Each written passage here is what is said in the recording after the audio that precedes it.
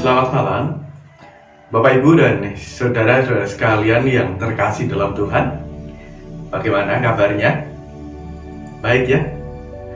Ya, biarlah kiranya senantiasa kasih Tuhan tetap boleh kita rasakan di dalam aktivitas kita, dalam kehidupan kita hari lepas hari. Kini tibalah waktunya untuk kita sejenak merenungkan sabda Tuhan melalui agenda ngopi pada hari ini, ya, edisi ngopeni iman. Nah, mari kita satukan hati kita. Kita akan bersama-sama merendahkan hati kita di hadapan Tuhan, dan mari kita berdoa. Bapa yang bertahta di dalam kerajaan surga, baiklah setiap kami bersyukur kepadamu ya Tuhan, oleh karena segala kasih setia Tuhan dalam kehidupan kami, yang boleh merawat kami, yang boleh memelihara kami, bahkan menjaga kami di sepanjang pergumulan-pergumulan yang kami hadapi. Sejenak kami akan bersekutu secara online melalui agenda ngopi pada saat ini. Engkau berbicara atas kami dengan kebenaran firman-Mu, yang boleh menguatkan kami, yang boleh menyapa kami, sehingga kami boleh mendapatkan kesegaran bagi jiwa kami. Di dalam nama Tuhan kami Yesus Kristus, kami berdoa. Amin. Jemaat sekalian, mari kita membaca firman Tuhan di dalam Yeremia pasalnya yang ke-17. Yeremia 17 ayat 7 dan 8. Kesaksian Nabi Yeremia berkata demikian. Diberkatilah orang yang mengandalkan Tuhan, yang menaruh harapannya pada Tuhan. Ia akan seperti pohon yang ditanam di tepi air, yang merambatkan akar-akarnya ke tepi batang air, dan yang tidak mengalami datangnya panas terik, yang daunnya tetap hijau, yang tidak khawatir dalam tahun kering, dan yang tidak berhenti menghasilkan buah. Demikian sabda Tuhan.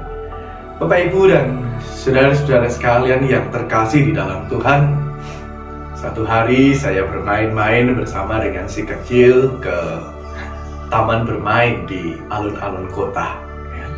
Ketika puas melihat segala pemandangan yang ada, puas berjalan-jalan begitu di seputar taman yang ada, tibalah akhirnya kami pada satu tempat, yaitu mainan ayunan gitu ya. Yaitu ada sebuah kayu begitu, di mana seseorang bisa bergelantungan di situ, lalu setelah dirasa cukup ia akan segera turun. Si kecil pun lalu meminta kepada saya untuk mengatakan, ya, saya pengen gelantungan di situ ya. Ya, saya angkat dia, saya angkat ke atas begitu supaya tangannya sampai ke atas, dan kemudian dia segera bergelantungan di sana. Nampak sekali ia bersuka cita, nampak sekali ia berbahagia, dan dia mengatakan, wah, saya bisa lebih tinggi dari ayah, saya bisa melihat banyak hal di sekitar saya. Rasanya senang sekali. Beberapa saat dia begitu senang, tetapi dia mungkin mulai merasa bahwa tangannya tidak lagi kuat untuk berpegangan. Dia berteriak dengan mengatakan, ya, tolong aku ya, tolong aku ya. Saya segera menghampirinya kembali, saya mengatakan, ya, lepaskan tanganmu. Dia tidak mau melepaskan, justru dia berteriak lebih keras, ya, sudah tidak kuat lagi ya, cepat tolong aku. Saya pun mengatakan, iya, cepat lepaskan tanganmu, ayah siap di bawah untuk menangkapmu. Dia masih berusaha bertahan sekuat mungkin, sampai akhirnya ketika dia merasa betul-betul sudah tidak kuat, dia lepaskan tangannya, dan saya pun dengan sigap menangkapnya. Lalu dia memeluk dengan begitu erat. Dia mengatakan, puji Tuhan. Kenapa dia katakan puji Tuhan? Karena dia merasa bahwa ada pihak yang selalu siap untuk menopangnya. Ada pihak yang mungkin sempat diragukan, ada pihak yang mungkin sempat ia khawatirkan begitu, tetapi ternyata betul-betul menjaga, ternyata betul-betul bisa diandalkan. Kami pun akhirnya melanjutkan kembali perjalanan dengan penuh sukacita. Bapak Ibu dan saudara-saudara sekalian yang terkasih di dalam Tuhan, ya inilah gambaran tentang sebuah realitas kehidupan sehari lepas sehari. Sebenarnya ada pihak yang selalu siap untuk kita percaya, ada pihak yang selalu siap untuk kita andalkan dengan segala kuasa yang ia miliki. Namun kenyataannya yang sering kali terjadi adalah kita merasa bahwa kita ini cukup mampu dengan kecerdasan kita, dengan kepekaan perasaan kita, bahkan mungkin juga dengan kedudukan, dengan jabatan yang kita miliki, atau juga dengan relasi-relasi persahabatan, relasi-relasi dengan orang-orang yang kita miliki. Kita mengatakan merekalah orang-orang yang bisa kita andalkan. Kekuatan dan sumber daya diri inilah yang sebenarnya bisa kita andalkan dalam kehidupan. Ya, kepercayaan itu tentu tidak salah. Tetapi adalah baik ketika kita mencoba menyadari bahwa apa yang melekat dalam diri kita terbatas. Apa yang kita miliki, relasi jabatan yang kita miliki, itu pun terbatas. Ada waktunya mereka juga tidak kuasa untuk menolong kita. Ada waktunya mereka tak lagi mampu untuk membawa kita pada situasi-situasi yang lebih baik. Nah, hari ini kita melihat satu firman Tuhan yang disampaikan oleh Yeremia. Dia mengatakan demikian, diberkatilah orang yang mengandalkan Tuhan, yang menaruh harapannya kepada Tuhan. Diberkatilah, disempurnakanlah kehidupannya bagi orang-orang yang mengandalkan Tuhan. Dalam terjemahan yang lain, bagi orang-orang yang percaya kepada Tuhan, lalu meletakkan segala keinginan, bahkan meletakkan segala kebutuhannya itu kepada Tuhan. Diberkatilah. Itu artinya orang-orang yang sadar siapa atau pada pihak mana ia layak untuk menaruh harapannya. Ini adalah orang yang sadar kepada siapa ia harus menggantungkan dan mengandalkan hidupnya. Lebih jauh lagi dia katakan demikian, orang yang mengandalkan Tuhan itu pada akhirnya akan berada pada suatu situasi dan keadaan yang memungkinkan dia untuk hidup, yang memungkinkan dia untuk menjaga keberlangsungan pertumbuhannya dengan baik. Dia ibaratkan situasi orang yang diberkati itu adalah, dikatakan, ia akan seperti pohon yang ditanam di tepi air. Ia seperti pohon yang ditanam di tepi aliran air. Ini kan berarti berbicara tentang situasi yang memungkinkan seseorang untuk bertumbuh.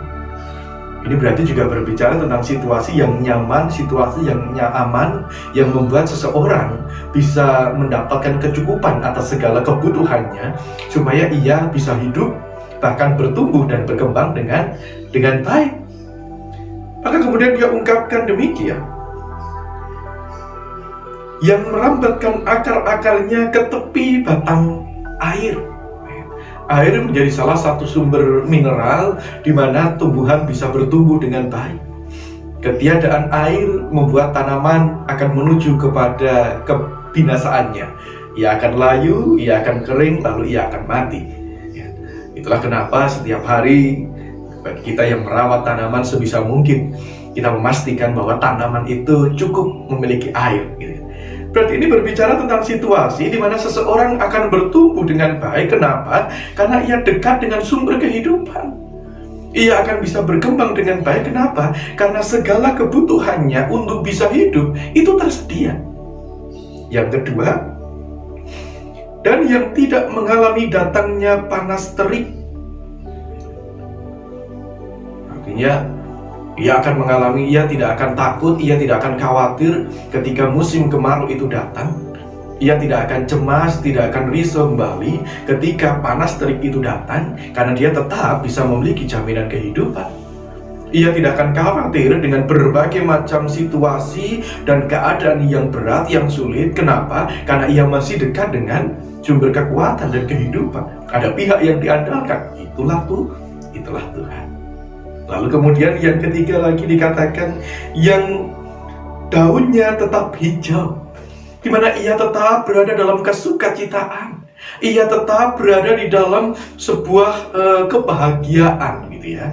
Kalau daun hijau itu berarti kan berbicara berulang tentang sebuah kesegaran, berbicara tentang sebuah kesukacitaan, berbicara tentang sebuah pengharapan. Karena di situ ada kehidupan. Dan yang terakhir di situ dikatakan, dan yang tidak berhenti menghasilkan buah. Bapak Ibu dan saudara-saudara sekalian yang terkasih di dalam Tuhan, setiap orang yang mengandalkan Tuhan, ia bukan hanya mendapatkan sebuah jaminan bahwa ia akan hidup, tetapi lebih daripada itu, ia akan mampu menjalani kehidupan dengan baik. Ia akan mampu untuk bertumbuh dan berkembang. Bahkan lebih daripada itu, ia akan tetap mampu menghasilkan buahnya, menghasilkan dampak-dampak yang baik dalam kehidupannya. Dan saya rasa inilah setiap pribadi-pribadi kita. Ada waktunya kita mengandalkan kekuatan kita sendiri, tapi ingat, ada batasnya.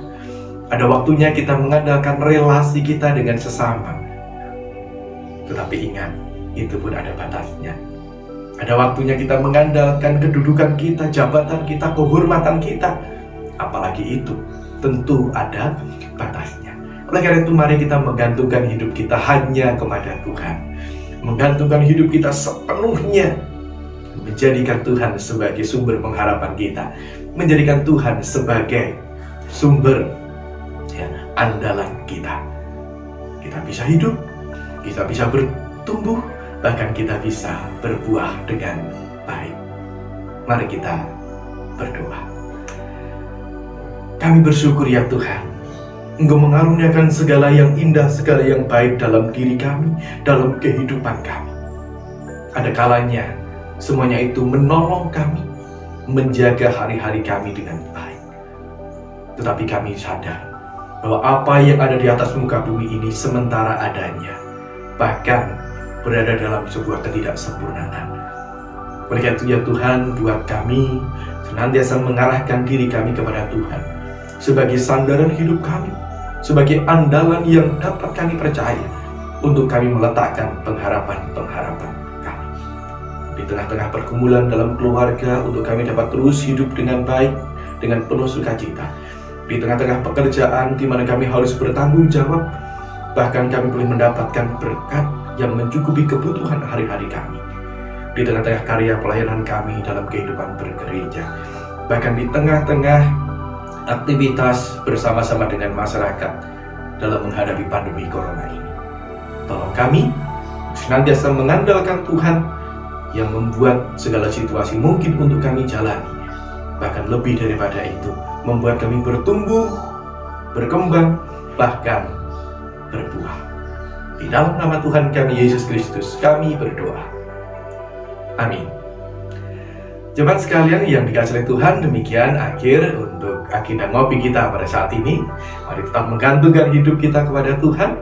Dan jangan lupa, besok hari Jumat kita akan berjumpa kembali dalam acara pemahaman Alkitab.